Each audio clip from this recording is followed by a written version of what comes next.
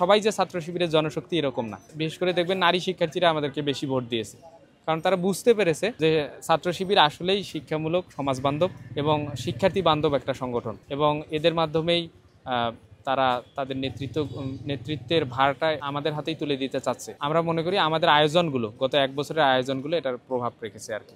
এবং শিক্ষার্থীদের সাথে আমাদের যে ইন্ডিভিজুয়াল কথাবার্তা, আমাদের যে আচার আচরণ, আমাদের সততা, নিষ্ঠা এবং বিগত নানা কার্যক্রমে আমাদের যে কোনো দুর্নীতির কোনো প্রমাণ নাই, এই ব্যাপারটা শিক্ষার্থীদেরকে নাড়া দিয়েছে।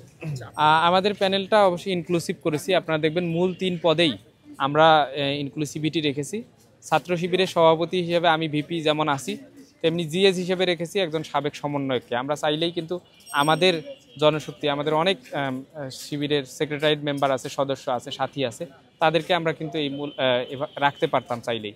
কিন্তু আমরা চেয়েছি যে শিবির করুক বা না করুক, যার যেটাতে লিডারশিপ কোয়ালিটি আছে বা যাকে যেভাবে সম্মান দেওয়া দরকার সেভাবে আমরা সম্মান দিয়েছি। আমরা জুলাইকে সম্মান করি, এজন্য জুলাইয়ের একজন সমন্বয়ককে আমরা জিএস হিসেবে রেখেছি।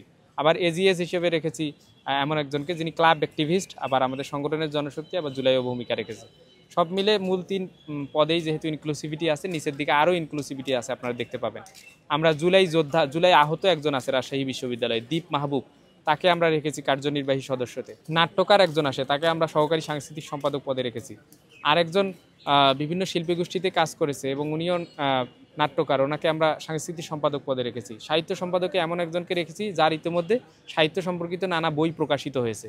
আমরা এমন কাউকে রাখিনি যারা ওই ব্যাপারে কোনো অভিজ্ঞ নাই, যা শিবির করার কারণে দিয়েছি বা অন্য কোনো কারণে দিয়েছি, এরকমভাবে রাখিনি। আমরা দেখবেন যে সনাতন ধর্মাবলম্বী একজন ভাইকে রেখেছি।